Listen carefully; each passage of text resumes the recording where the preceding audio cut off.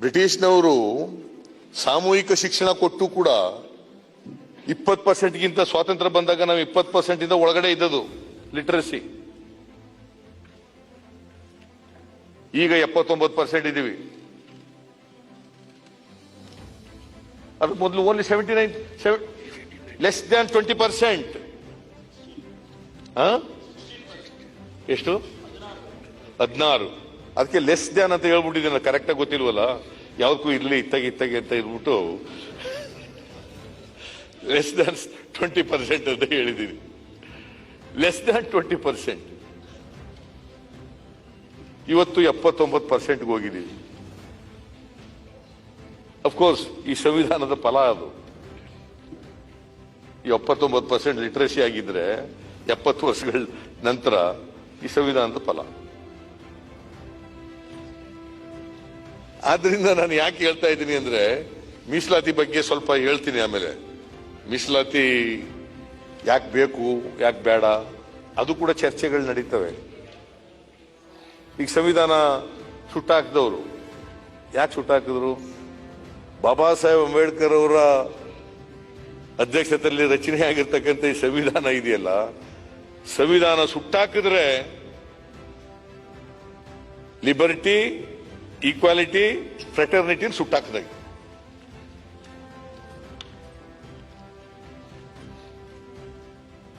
ಅಲ್ವೇ ಪರಮೇಶ್ವರ್? ಇದನ್ನೇ ಸುಟ್ಟಾಕ್ಬಿಟ್ಟಾಗಿ ಇವಿಲ್ಲದೆ ಹೋದ್ರೆ ಇವತ್ತು ನಾವ್ ಯಾರು ಕೂಡ ವಿದ್ಯಾವಂತರಾಗಕ್ಕೆ ಸಾಧ್ಯನೇ ಆಯ್ತಿರ್ಲಿಲ್ಲ. ಕುರಿ ಕಾಯ್ಕೊಂಡು ಎಮ್ಮೆ ಕಾಯ್ಕೊಂಡು ಎಲ್ಲ ಇರ್ತಿತ್ತು.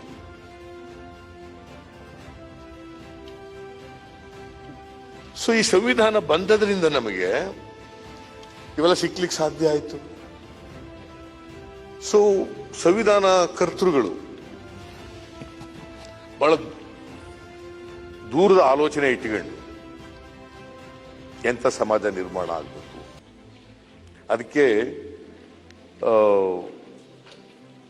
ಇವ್ರನ್ನ ಭವಿಷ್ಯವಾಣಿ ಅಂಬೇಡ್ಕರ್ ಅವರು ಮೊದಲೇ ನುಡಿದಿದ್ರು, ನಮ್ಮ ದೇಶಕ್ಕೆ ಏನಾಗುತ್ತೆ ಏನಾಗಲ್ಲ ಅಂತಕ್ಕಂಥ ಭವಿಷ್ಯವಾಣಿಯನ್ನು ದುಡಿದಿದ್ರು. ಇಷ್ಟು ವರ್ಷಗಳಾದ್ರೂ ಕೂಡ ಇನ್ನೂ ಸಮಸ್ಯೆಗಳಿಗೆ ಪರಿಹಾರ ಸಿಕ್ಕಿಲ್ಲ. ಹೊಸ ಹೊಸ ಸಮಸ್ಯೆಗಳು ಸೇರ್ಕೊತಾ ಇದ್ದಾವೆ, ಮತ್ತೆ ಹೊಸ ಹೊಸ ಸವಾಲುಗಳು ಉದ್ಭವ ಆಗ್ತವೆ. ಎಲ್ಲರಿಗೂ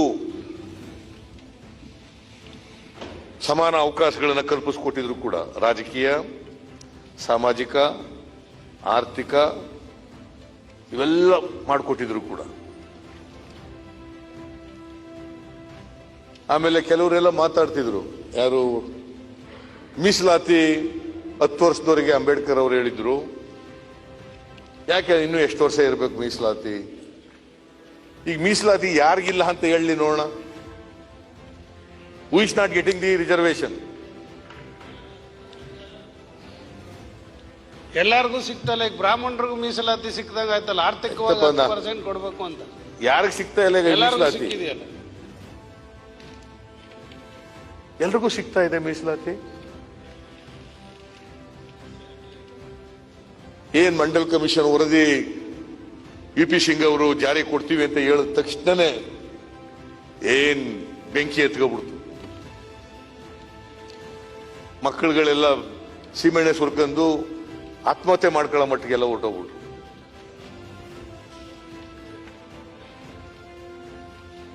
without knowing the reality. Because ಯಾಕಂದ್ರೆ ಸಂವಿಧಾನ ಓದೇ ಇಲ್ಲ ಯಾರುವೆ. ಈಗಲೂ ಮೀಸಲಾತಿ ನಮ್ಮ ದೇಶದಲ್ಲಿ ಸಂವಿಧಾನ ಬಂದ ಮೇಲೆ ಮೀಸಲಾತಿ ಶುರುವಾಯಿತು. ಅದಕ್ಕೆ ಮೊದಲು ಸಾವು ಮಹಾರಾಜ್ ಕೊಲ್ಲಾಪುರ 1902ನೇ ಇಸ್ವಿನಲ್ಲಿ ಅವ್ರು ಮೀಸಲಾತಿ ತಂದಿದ್ರು. 1902ನೇ ಇಸ್ವಿ ಸಾವು ಮಹಾರಾಜ್. ಇಡೀ ದೇಶದಲ್ಲಿ ಮೀಸಲಾತಿ ಅಂತ ಪ್ರಾರಂಭ ಆದದ್ದು ಸಾವು ಮಹಾರಾಜ್ ಅವರಿಂದ. ಅದಾದ ಮೇಲೆ ನಮ್ಮ ಮೈಸೂರಿನ ನಾಲ್ವಡಿ ಕೃಷ್ಣರಾಜ ಒಡೆಯರ್ 1921ನೇ ಇಸ್ವಿನಲ್ಲಿ ಅವ್ರು ಮೀಸಲಾತಿ ತಗೊಂಡ್ರು. ಅಲ್ಲಿವರೆಗೆ ಮೀಸಲಾತಿ ಎಲ್ಲೂ ಇರಲಿಲ್ಲ, ದೇಶದಲ್ಲಿ ಎಲ್ಲೂ ಇರಲಿಲ್ಲ. ನಾಲ್ವಡಿ ಕೃಷ್ಣರಾಜ ಒಡೆಯರ್ ಅವರು 25% ಅಲ್ಲ 75% ಬ್ರಾಹ್ಮಣೇತರರಿಗೆ, 25% ಬ್ರಾಹ್ಮಣ ವರ್ಗದವರಿಗೆ ಅಂತ ಮೀಸಲಾತಿ ತಗೊಬಂದ್ರು. ಆಗ ಎಂಥದ್ದು ಮಿಲ್ಲರ್ ಆಯೋಗ ರಚನೆ ಮಾಡಿ, ಅದರ ವರದಿ ಆದ ಬ್ರಿಟಿಷ್, ಅವನು ಇಂಗ್ಲಿಷ್ನವನು, ನಮ್ಮ ದೇಶದವನಲ್ಲ, ಮಿಲ್ಲರ್, ಅವನು ಅಧ್ಯಕ್ಷತೆಯಲ್ಲಿ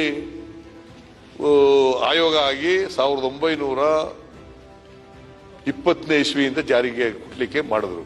ಅದು 18-19ರಲ್ಲಿ ಆಯೋಗ ರಚನೆ ಆಯಿತು. 21ನೇ ಇಸ್ವಿನಲ್ಲಿ ಜಾರಿಗೆ ಕೊಟ್ಟರು ನಾಲ್ವಡಿ ಕೃಷ್ಣರಾಜ ಒಡೆಯರ್. ಮಹಾರಾಷ್ಟ್ರದಲ್ಲಿ ಕೊಲ್ಲಾಪುರದಲ್ಲಿ ಸಾವು ಮಹಾರಾಜ್, ಮೈಸೂರಿನಲ್ಲಿ ನಾಲ್ವಡಿ ಕೃಷ್ಣರಾಜ ಒಡೆಯರ್. ಇವರಿಬ್ರು ಕೂಡ ಮೀಸಲಾತಿ ತಂದ್ರು. ಅದಾದ್ಮೇಲೆ ಬಾಬಾ ಸಾಹೇಬ್ ಅಂಬೇಡ್ಕರ್ ಅವರು ಈ ಸಂವಿಧಾನ ನಮಗೆ ಸಿಕ್ಕಿದ ಮೇಲೆ, ನಮ್ಮ ದೇಶಕ್ಕೆ ನಾವೇ ಸಂವಿಧಾನ ರಚನೆ ಮಾಡ್ಕೊಂಡ ಮೇಲೆ ಮೀಸಲಾತಿ ಸಿಕ್ಕಿತ್ತು. ಅದು ಮೊದಲನೇ ತಿದ್ದುಪಡಿ ಆದದ್ದು, ಸಂವಿಧಾನಕ್ಕೆ ಮೊದಲನೇ ತಿದ್ದುಪಡಿ ಆಯ್ತಲ್ಲ 1951ನೇ ಇಸ್ವಿನಲ್ಲಿ. ಹಿಂದುಳಿದವರು ಮೀಸಲಾತಿ ಕೊಡಬೇಕು ಅಂತ ಮೊದಲನೇ ತಿದ್ದುಪಡಿ ಆದದ್ದು ಸಂವಿಧಾನ. First amendment to the Indian constitution to give reservation to backward communities.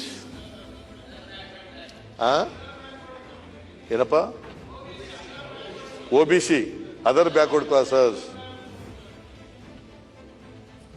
ಅಲ್ಲಿವರೆಗೆ ಇರಲಿಲ್ಲ. ಯಾಕಂದ್ರೆ ಸಂವಿಧಾನ ರಚನೆ ಮಾಡಿದಾಗ OBCಗಳಿಗೆ ರಿಸರ್ವೇಶನ್ ಕೊಟ್ಟಿರಲಿಲ್ಲ. ಮೊದಲನೇ ತಿದ್ದುಪಡಿ ಮಾಡಿ ರಿಸರ್ವೇಶನ್ ಕೊಟ್ಟರು.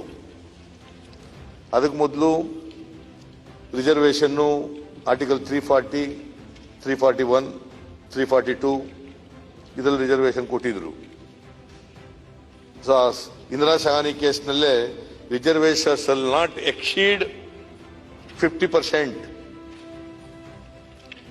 ಜನರಲ್ ಕ್ಯಾಟಗರಿ ಬರೋರಿಗೆ 50%, ರಿಸರ್ವೇಶನ್ ಅಲ್ಲಿ ಬರೋರಿಗೆ 50% ಅಂತೇಳಿ ಮಂಡಲ್ ಕಮಿಷನ್ ವರದಿ ಆದ್ಮೇಲೆ 49.5% ಮೀಸಲಾತಿಯನ್ನ ಮಾಡಿದ್ದು ಆಗ. ಸೊ ಮೀಸಲಾತಿ ಹಿಂಗೆ. ಈಗ ಮೀಸಲಾತಿ ಏನಾಗ್ತಾ ಇದೆ, ರಿಸರ್ವೇಶನ್ ಇನ್ ಪ್ರಮೋಷನ್ ಅಲ್ಲಿ ಯಾಕೆ ಮೀಸಲಾತಿ ಕೊಡಬೇಕು ಅಂತ ನಿಮ್ಗೆ ಗೊತ್ತಾಯ್ತಾ? ಸುಪ್ರೀಂ ಕೋರ್ಟ್ ನಲ್ಲಿ ಒಂದು ಜಡ್ಜ್ಮೆಂಟ್ ಆಯ್ತು, ರಿಸರ್ವೇಶನ್ ಇನ್ ಪ್ರಮೋಷನ್ ಯಾಕೆ ಕೊಡಬೇಕು ಅಂತಂದ್ರೆ, if there is no adequate representation,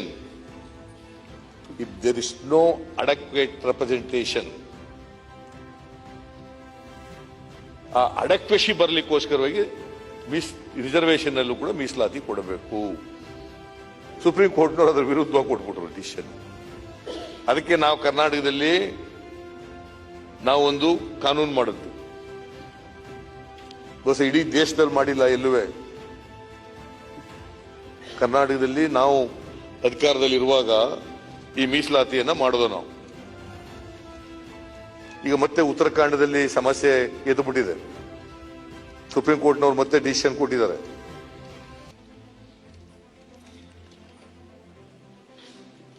ಮತ್ತೆ reservation is not a fundamental right ಅಂತ ಅಂದ್ಬಿಟ್ಟಿದ್ದಾರೆ. Reservation is not a fundamental right. Then what it is? If it is not a fundamental right, then what it is? Why Article 15 and 16? Are they not coming under the third of the Constitution? They are coming under the part third of the Constitution. Since they are coming under the part third of the Constitution, they are fundamental rights. It is a fundamental right.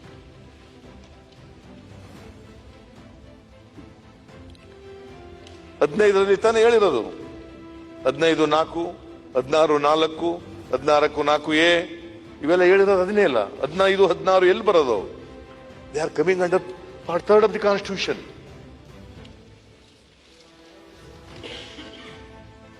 So ನಾನು I urge upon government of India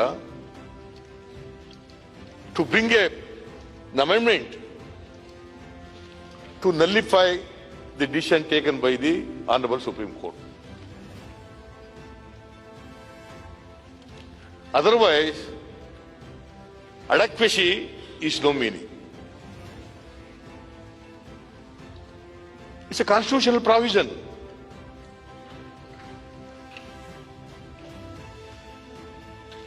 Adequacy has no meaning. ಅದಕ್ಕೇನು ಅರ್ಥನೇ ಇರೋದಿಲ್ಲ ಆಗ. ಮತ್ತೆ ಸಮಾನತೆ ಬರಬೇಕು, ಸಮಾಜ ನಿರ್ಮಾಣ ಆಗಬೇಕು. ಅದಕ್ಕೆ ಹೇಳಿದೆ ನಾನು ಅವತ್ತು ಮೊನ್ನೆ, ಎಲ್ಲಿವರೆಗೆ ಜಾತಿ ವ್ಯವಸ್ಥೆ ಇರ್ತದೆ ಅಲ್ಲಿವರೆಗೆ ಮೀಸಲಾತಿ ಇರಲೇಬೇಕು.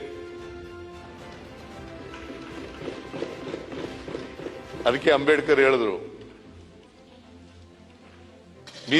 Reservation is not A charity,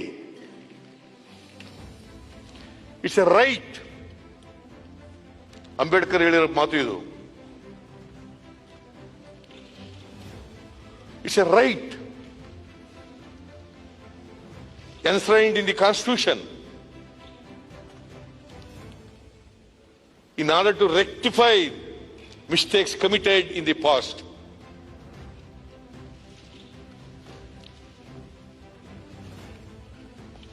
See, that is why we want reservation. 10 ವರ್ಷ ಪಾಪ ಅಂಬೇಡ್ಕರ್ ತಿಳ್ಕೊಂಡಿದ್ರು ಅನ್ನೋ ಕಾಣಿಸುತ್ತೆ. ಈ ದೇಶ ಆಳಕ್ ಬರೋರು, ಆಡಳಿತ ಮಾಡೋರು 10 ವರ್ಷದಲ್ಲಿ ಸಮಾನತೆ ತಂದ್ಬಿಡ್ತಾರೆ ಅಂತ ಅನ್ಕೊಂಡಿದ್ರು ಪಾಪ. ಅದು ಆಗ್ಲಿಲ್ವಲ್ಲ. ಅದಕ್ಕೆ ಅವ್ರು ಹೇಳಿದ್ರು, ಈ ಜಾತಿ ವ್ಯವಸ್ಥೆ ಎಲ್ಲ ಇದೆಯಲ್ಲ, ಇದು ದೇಶದ್ರೋಹ ಅಂತ ಹೇಳಿದ್ರು. ಕಾಸ್ಟ್ ಸಿಸ್ಟಮ್ ಅದು ದೇಶದ್ರೋಹ. ಜಾತಿ ಹೋಗ್ಬೇಕು. ಎಷ್ಟು ವರ್ಷದಿಂದ ಜಾತಿ ಹೋಗ್ಬೇಕು ಅಂತ ಹೇಳ್ತೀವಪ್ಪ? ಚಾರ್ವಾಕನ ಕಾಲದಿಂದ ಹೇಳ್ಕೊ ಬಂದಿದ್ದೀವಿ. ಚಾರ್ವಾಕ ಆ ಕಾಲದಿಂದ ಹೇಳ್ಕೊ ಬಂದಿದ್ದೀವಿ. ಬುದ್ಧನ ಕಾಲದಿಂದ, ಬಸವಣ್ಣವ್ರ ಕಾಲದಿಂದ ಬಹಳ ಎಷ್ಟು ಹೇಳ್ಕೊ ಬಂದಿದ್ದೀವಿ. ಇವನಾರವ ಎಂದೆನಿಸದಿರಯ್ಯ, ಇವ ನಮ್ಮವ ಎಂದೆನಿಸಯ್ಯ, ನಿನ್ನ ಮನೆಯ ಮಗನೆಂದೆನಿಸಯ್ಯ, ಕೂಡಲ ಸಂಗಮ ದೇವ. ಎಷ್ಟು ಸಾರಿ ಹೇಳ್ಕೊ ಬಂದಿದ್ದೀವಿ. ಕನಕದಾಸರು ಕೂಡ ಹೇಳಿದ್ರು, ಕುಲವೆಂದು ಒಡೆದಾಡದಿರಿ, ಕುಲದ ನೆಲೆಯನ್ನೇನಾದರೂ ಬಲ್ಲಿರ.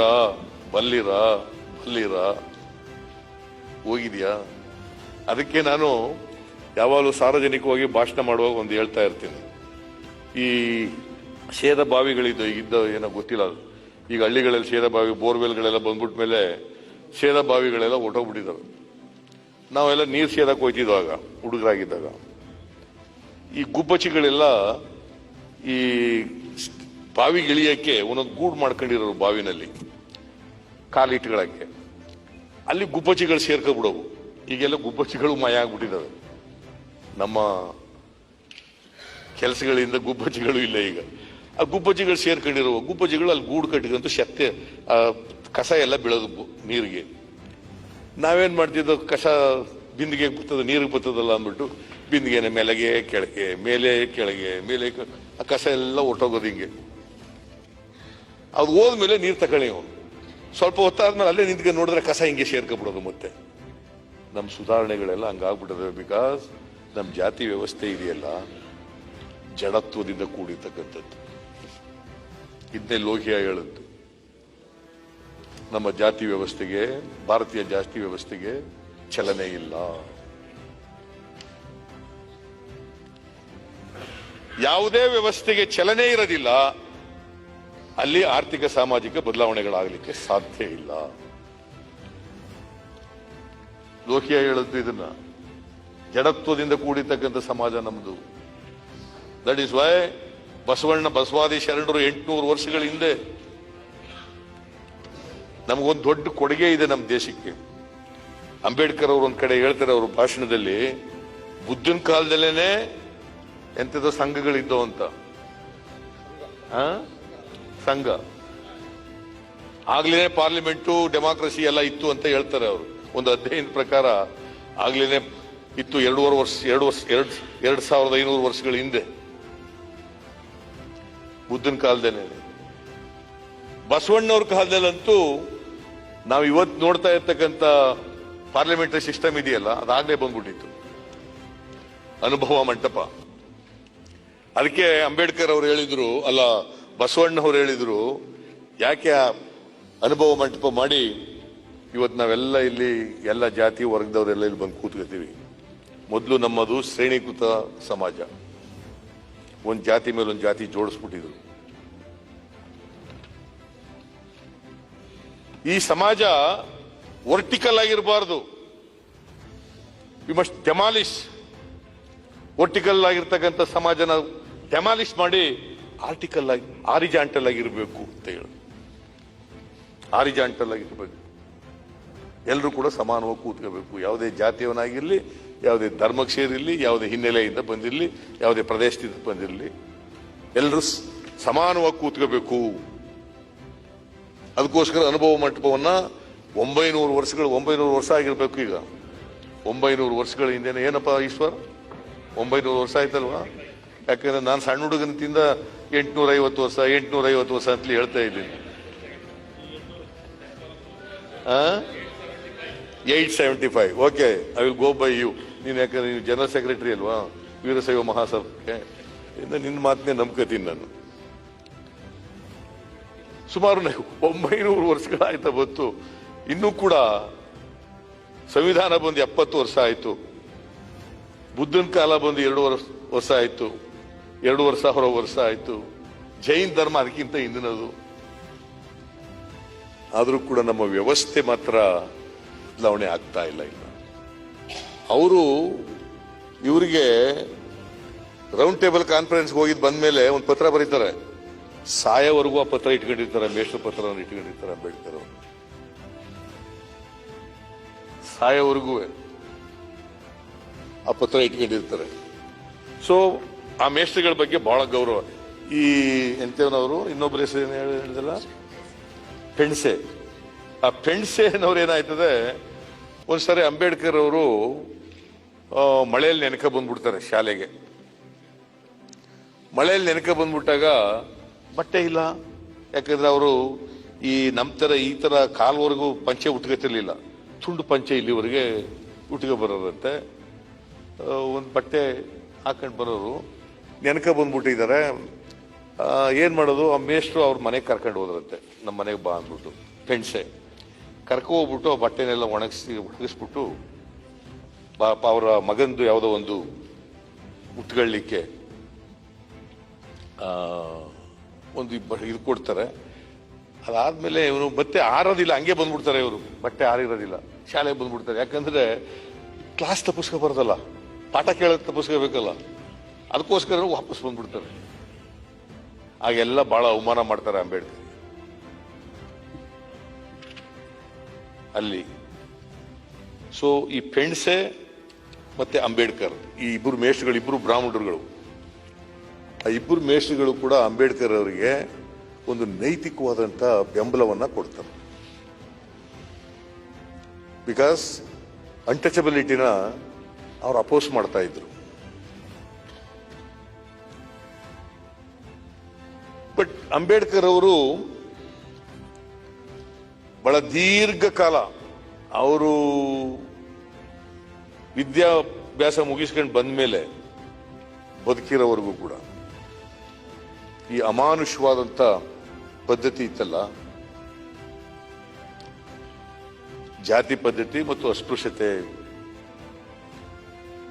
ಪಾಲನೆ, ಇದರ ವಿರುದ್ಧ ಹೋರಾಟ ಮಾಡ್ತಾರೆ.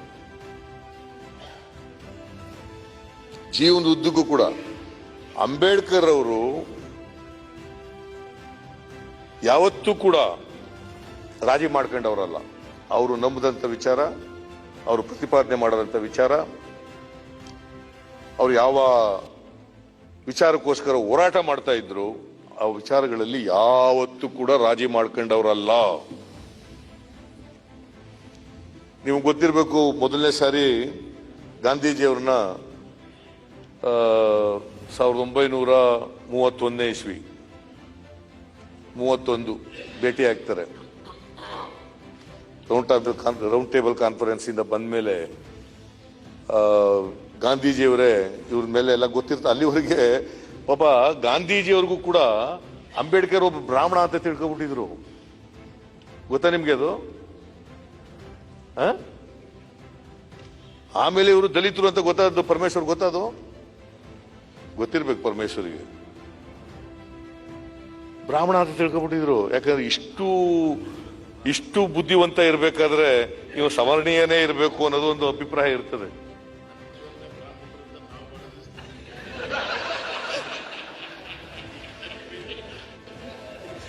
ಇಲ್ಲ, ಸದನಕ್ಕೆಲ್ಲ ಗೊತ್ತಾಗ್ಲಿಲ್ಲ, ಕೆಲವರಿಗೆ ಗೊತ್ತಾಯ್ತು. ನಾನು ಹೇಳ್ಬಿಡ್ತೀನಿ. ರಮೇಶ್ ಕುಮಾರ್ ಅವ್ರು ಹೇಳಿದ್ರು ಪರಮೇಶ್ವರ್ ಅವ್ರನ್ನೇ ಬ್ರಾಹ್ಮಣರು ಅಂತ ನಾವು ತಿಳ್ಕೊಂಡಿದೀವಿ ಅಂತ. ಏನಂತ ಬಹಳ ಜನ ತಿಳ್ಕೊಂಡಿದ್ವಿ ಅಂತ. ಇಲ್ಲ, ಅದು ಸಂವಿಧಾನ ಬಂದು 70 ವರ್ಷದ ಮೇಲೆ ಈ ಬದಲಾವಣೆ ಆಗಿರೋದು. ಸಂವಿಧಾನ ಇಲ್ಲಿಯವ್ರು ಈ ಬದಲಾವಣೆ ಆಯ್ತಿತ್ತು? ಸಾಧ್ಯನೇ ಇರ್ತಿರ್ಲಿಲ್ಲ. ಸ್ವಲ್ಪ ಬ್ರಾಹ್ಮಣರು ಬುದ್ಧಿ ಬರಬೇಕು, ಅದ್ರ ಬ್ರಾಹ್ಮಣಿಕೆ ಬರಬಾರದು ಅಷ್ಟೇ. ಬ್ರಾಹ್ಮಣತ್ವ ಬರಬಾರ್ದು. ಈ ರಮೇಶ್ ಕುಮಾರ್ ನೋಡಿ, ಬ್ರಾಹ್ಮಣನಾಗಿ ಹುಟ್ಟಿದ್ದಾರೆ, ಬ್ರಾಹ್ಮಣತ್ವ ಇಲ್ಲ, ಬ್ರಾಹ್ಮಣಿಕೆ ಇಲ್ಲ.